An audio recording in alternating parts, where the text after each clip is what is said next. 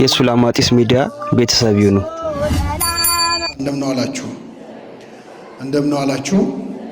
አሜን። በምሕረት በቸርነቱ እስከዚህ ሰዓት ያቆየን የወንድማችንን ስራ ለመመረቅ እሱ ከሚያገኘው በረከት ለመሳተፍ በዚህ ስፍራ የሰበሰበን አምላካችን ስሙ የተመሰገነ ይሁን።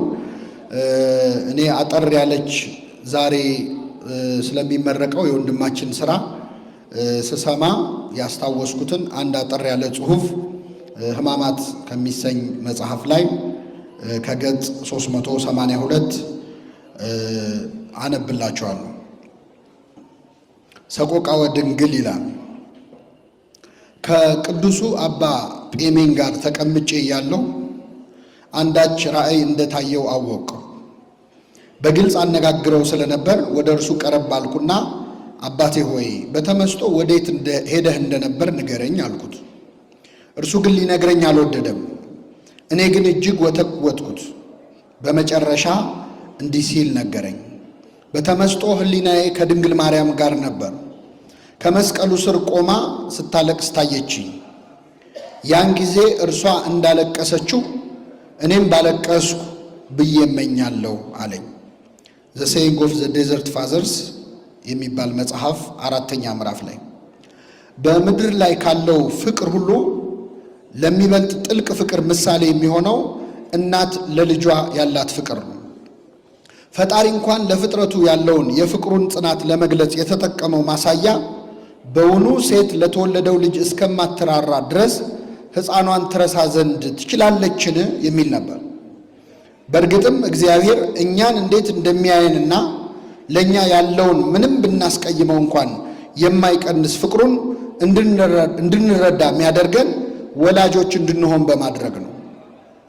አንዲት ሴት እናት ከሆነችበት ቅጽበት ጀምሮ ለራሷ መኖር አቁማ ጊዜዋን፣ እንቅልፏን፣ ሐሳቧን፣ ራሷንም ጭምር ለወለደችው ልጅ አሳልፋ መስጠት ትጀምራለች።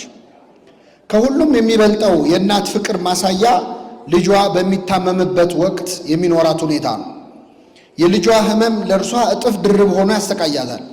ብዙ እናቶች ልጃቸው ከሚታመም ይልቅ እነርሱ ቢታመሙ ይመርጣሉ። ልጃቸው ሲያቃስት ያቃስታሉ። እንቅፋት ሲመታው፣ እሾህ ሲወጋው ይሳቀቃሉ። ዕድሜው ቢጨምርም እንኳን ለእናት ልጇ ሁልጊዜ ሕፃን ነው።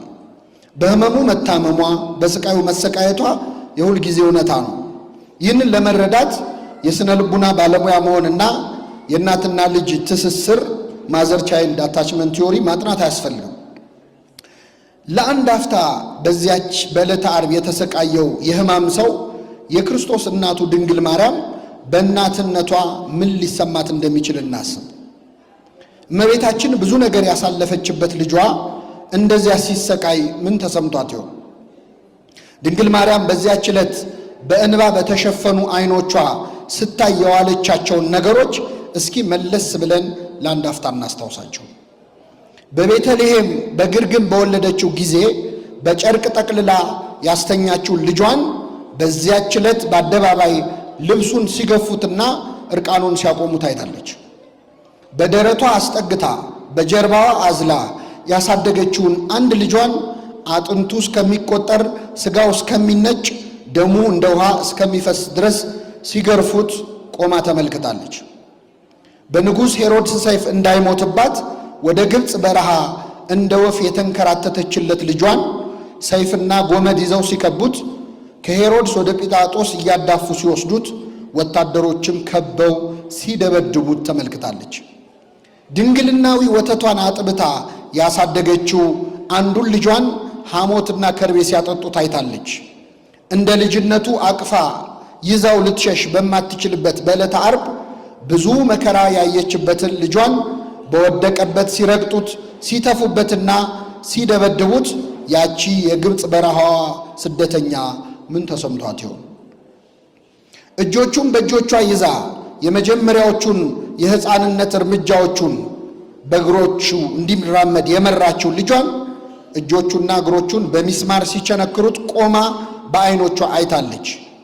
እንደ ሕፃን ሲያለቅስ እንባውን የጠረገችለት ልጇን የሾህ አክሊል በደፉበት ጊዜ ፊቱ በደም ተጠምቆ ተመልክተዋለች።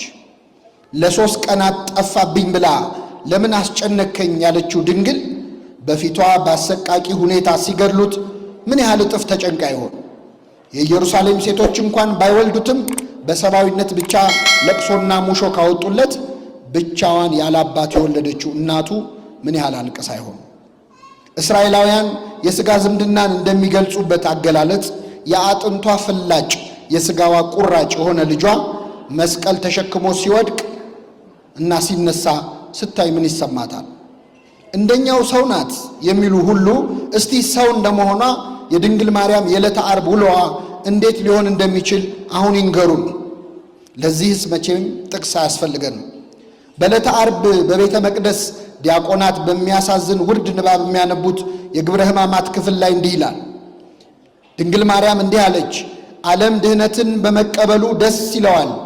ልጄ ሆይ ፈጣሪና መድኃኒቴ ስለ ሁሉ ሕይወት ብለህ ወደ ታገስካት ወደ ስቅለትህ በተመለከትኩ ጊዜ አንጀቴ ተቃጠለ። በእርግጥም የልብ ዓይን ኖሮት ካልተገኘ በቀር የእመቤታችንን የዕለተ ዓርብ ሐዘኗን ሊያስብ የሚቻለው ሰው የለም። የክርስቶስን የመስቀሉን የመከራ መጠኑን የሚያስብ ሰው የጌታን የስቃዩን መጠን የእርሷ የሐዘኗ መጠን መሆኑን ማሰብ አለበት። ማርያም ድንግል ሐዘነ ልቡና ታቀልል፣ ማርያም የልብ ሐዘን ታቀላለች የምንላት ድንግል ሐዘን መታወቂያዋ የሆነበት ምክንያት እንደ ልጇ የተሰቃየ እንደ እርሷም ያዘነ ሰው ስለሌለ ነው። የዓለም መድኃኒት ኢየሱስ በሰውነቱ ላይ የቆሰለው እያንዳንዱ ቁስል የድንግል ማርያም የልቧ ላይ ቁስል ነው። እግዚአብሔር ይስጥልኝ።